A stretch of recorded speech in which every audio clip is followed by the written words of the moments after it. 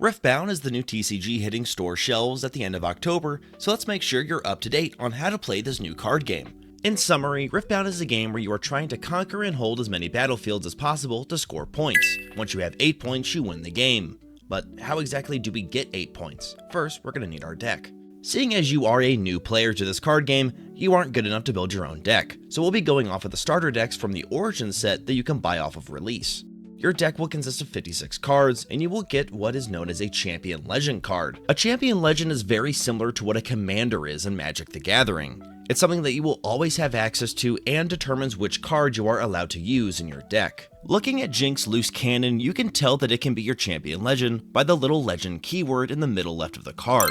The top left of the card has these colored circles, and that is what is known as our card's dominion, or basically its color identity. Since Jinx is our Champion Legend, we can use red and purple cards in our deck, but can't use any green cards, for example.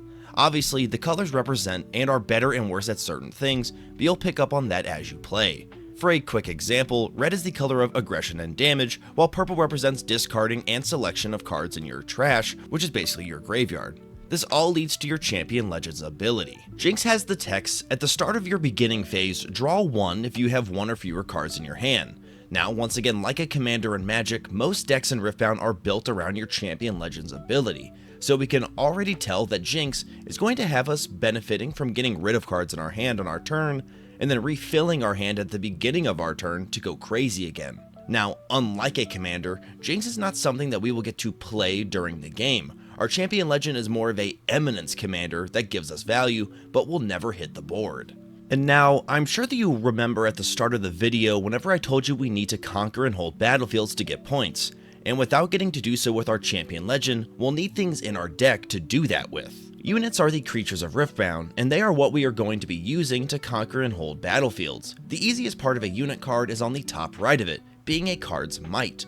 Might is not only how much damage a unit deals to other units, but it is also its health as well, so no need to keep track of which side is power and toughness like a magic card. And just like Champion Legends, units have abilities that we can use to take over games. Whenever we play a unit, it will enter exhausted, to where we can't move or use its ability yet. On our next turn, it will unexhaust or become ready, where we can then move and use its ability. Once we move it or use its ability though, it will become re-exhausted, to where we have to wait for it to be ready again to do anything else. To play a unit spell, you will need to look at the top left of it to see its energy, or how much it costs to play. A unit like Cemetery Ascendant has a color icon below its cost as well, meaning that we will need to do what is called recycling whenever we play it, but we'll go over that later whenever we go more in depth on how to play cards. And now that we've covered units and how to play them, let me backtrack for a second. I know that some of you might be kinda sad coming over from Commander from Magic that we don't get to have a Commander on our board that we can battle with, but what if I told you that we do actually get one? Along with your Champion Legend, your deck is going to get what is called a Chosen Champion. This, in lack of a better terms, is just your Commander, a card from outside of your hand that you will always have access to. Think of your Chosen Champion and Commander Legend as a commander with a background, a creature that you can play as well as a static effect that goes with it. In Riftbound though, you don't ever need to play your Champion Legend. Jinx Loose Cannon will always be on the board and its effect is active at all times. Our Chosen Champion is like our Commander though, we will need to play it and put it on the board to get any of its effects. If you're playing with one of the Origin starter decks, your deck will come with 2 Chosen Champions that will be one of each color of your Champion Legend. For a Jinx starter deck, this means that we get 1 Chosen Champion that leads more towards the purple color theme and 1 leaning more towards the red color theme. You'll have to pick one as your Chosen Champion before you play a game. And now the last thing your deck will have is a battlefield. In a 1v1, both you and your opponent will place a battlefield in between your boards and fight for control of it during that game. The battlefield we bring is usually going to benefit our deck the most, so if you bought one of the Origin Champion decks, it will work well with your game plan already. Once we have a Chosen Champion, a Champion Legend, and have selected our battlefield, we almost have all we need to start a game. But now before we can shuffle up and go over our setup for the game, we need to go over the last 2 card types being gear and spells. Gear is like artifacts and enchantments from Magic the Gathering. They do not get exhausted from entering our board, so if they have a ability where we need to exhaust them, we can do that the turn that we play it. Gear can only be played on our action phase, which we will go over later. Spells are cards that are one-time uses that we can use during our turn or during a showdown if they have the action or reaction keyword, which we'll go over showdowns again whenever we go over how a turn works. Both spells and gear are like units, costing us energy to use, which you can find again in the top left corner.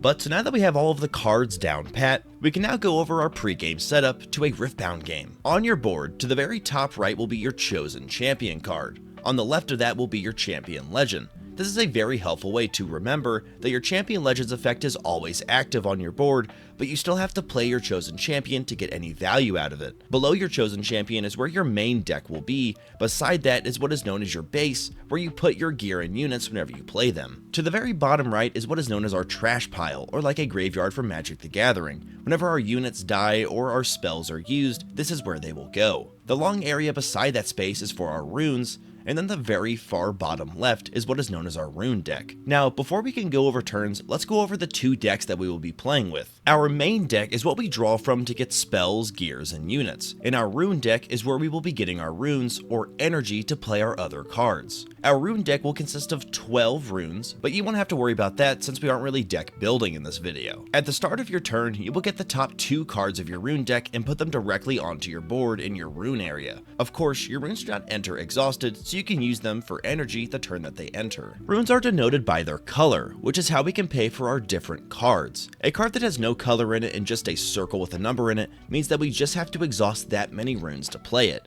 So for Shipyard Skulker, we just need to exhaust 3 runes to play it. We don't care about which colored runes we tap to do so. And now going back to Cemetery Attendant, this card has a little color symbol under its cost.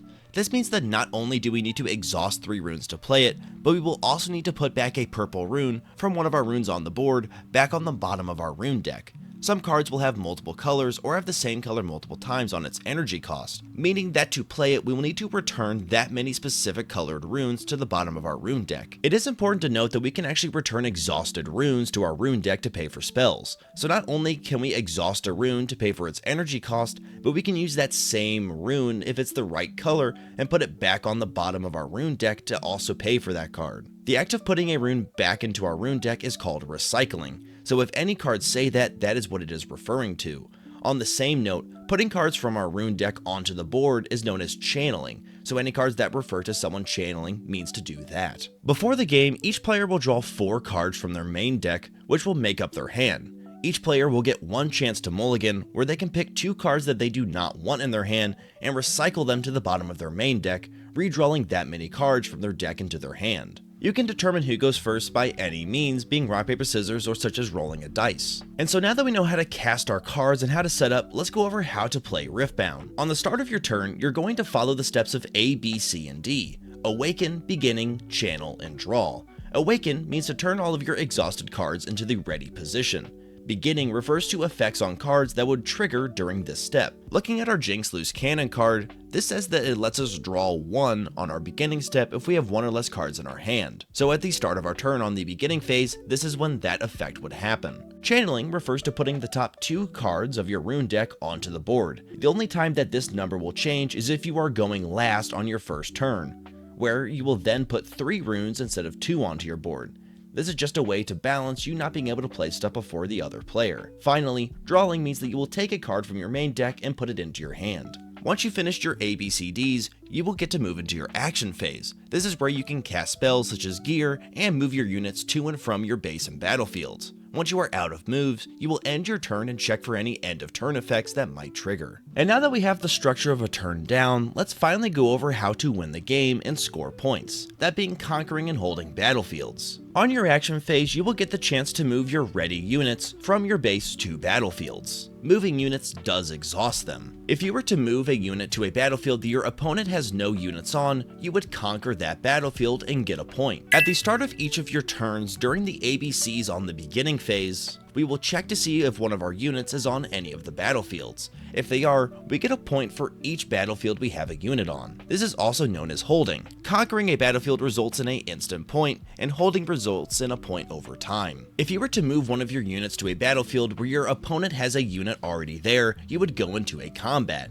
Here, units will battle with their might. So if a 3-might unit battles a 2-might unit, it will win the combat and take over that battlefield. Whenever a unit is defeated in combat, it will go to that player's trash. After combat is over, all damage is taken away from your units, so you won't have to keep track of how much damage a unit has taken over the course of a game. since it will be reset after each combat. Moving a unit onto a battlefield starts what is known as a showdown phase. There are two types of showdowns, open and combat showdowns. Open showdowns are when a unit moves to a battlefield that is unoccupied. Once the unit is moved to that battlefield, no combat will occur, but the other player will still have a chance to cast spells and do abilities that can be activated or played during showdowns. These cards will usually have the keyword reaction or action. Action cards can be played once again on your action step or during showdowns like I said before. Reaction cards are special to where you can play them at any time, even if it is not your own action step or in a showdown. How combat showdowns work is a little different than other games. Whenever you have units on a battlefield, what you will do is add up their might to get the total might on that battlefield. Whenever a combat showdown happens, each player will get to decide where their might goes,